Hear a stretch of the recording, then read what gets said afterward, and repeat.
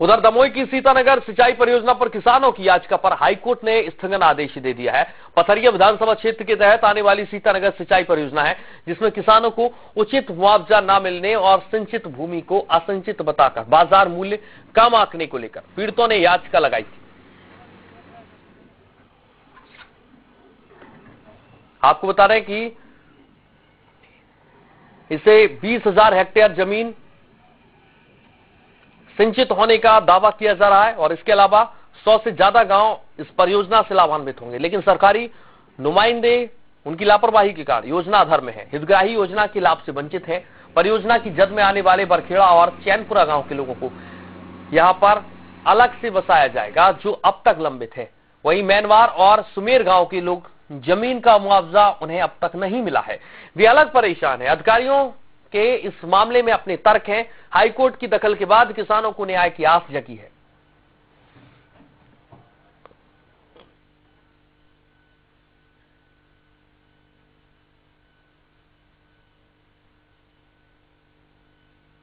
दमोह की सीतानगर परियोजना, जिसमें मैनवार गांव की जमीन जबरदस्ती ली जा रही थी। मैनवार गांव की जमीन को सिंचित से असिंचित दिखाया गया प्रशासन के द्वारा।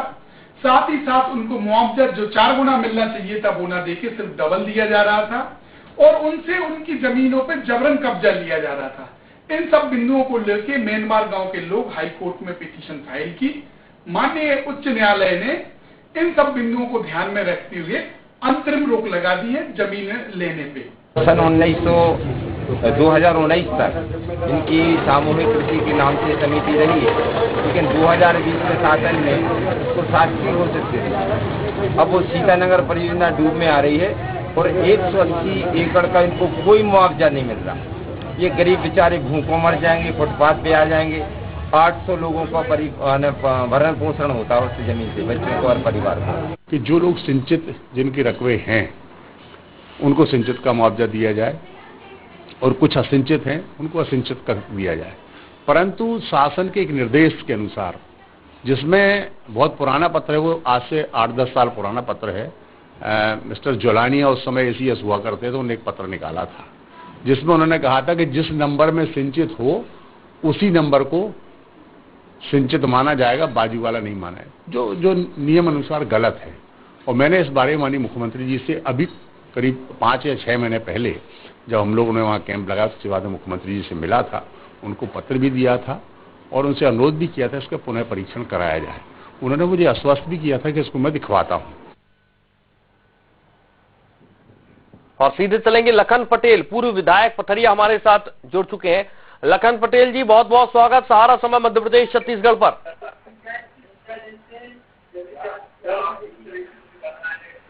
लखन पटेल जी, आपको आवाज मिल पा रही है?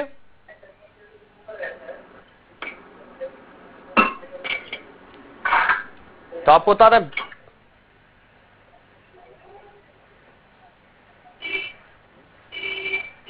और अजय टंडन कांग्रेस विधायक दमोह हमारे साथ जुड़ चुके हैं। अजय टंडन जी, बहुत बहुत स्वागत सहारा समय मध्य प्रदेश छत्तीसगढ़ पर।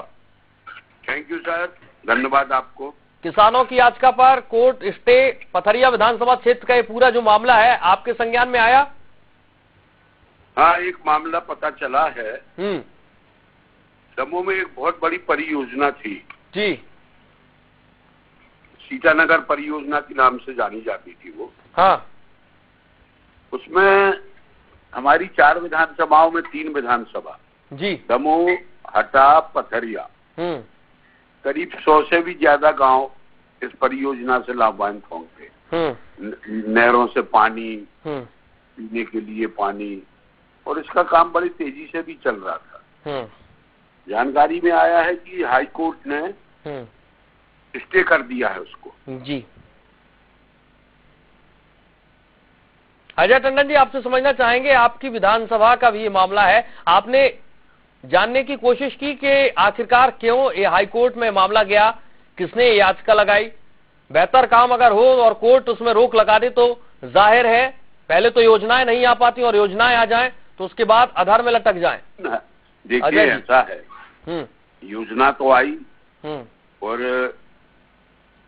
योजना लाने वालों को भी हम धन्यवाद देते हैं जी, लेकिन हुआ उस समय ये है कि जो किसानों को मुआवजा मिलना था, सिंचित असंचित, एक फसल दो फसल, तो किसानों की मांग ये है कि हमें असंचित का मुआवजा दे रहे हैं संबंधित जी प्रोजेक्ट वाले। अब आज के समय में आप खुद देख रहे हैं, बहुत जल्दी बात करिएगा थोड़ा आगे। किसान तो अब दो तीन फसल लेने लगा है। इसलिए जब किसान संतुष्ट नहीं हुए तो वो हाई कोर्ट चले गए, हाई कोर्ट ने स्टे कर दिया। ठीक है, मेरा ये कहना है कि इस योजना में करोड़ों रुपया खर्च हो चुका है। शासन को ये चाहिए कि किसानों को उचित मुआवजा दे, उनके दो फसल का मुआवजा दे, और ताकि यह योजना अपने समय पे पूरी हो सके। बिल्कुल, उचित मुआवजा मिलने को लेकर यहाँ पर पूरा का पूरा ये मामला है और हाईकोर्ट ने अब इस पूरे मामले पर स्टे लगा दिया है। अजय टंडन जी, आपकी किसानों से बातचीत हो पाई है क्या? उनको आपने अपने विश्वास में ले पाया है क्या? किसान मेरे पास आते रहते हैं। हाँ, मैंने किसानों से ये कहा है कि मामला कोर्ट में है। हाँ, अगर कंपनी या ये लोग कोई सेटलमेंट करते हैं, हाँ, किसानों के साथ में, तो मैं सबसे पहले वह व्यक्ति हूँगा कि जो किसानों के हित में, लेकिन जो उचित हो उसकी लड़ाई लड़ूंगा। और अब तो लड़ाई का भी प्रश्न नहीं है, हाई कोर्ट में मामला है। लेकिन हाई कोर्ट में मामले आपने देखे होंगे कि लंबे समय तक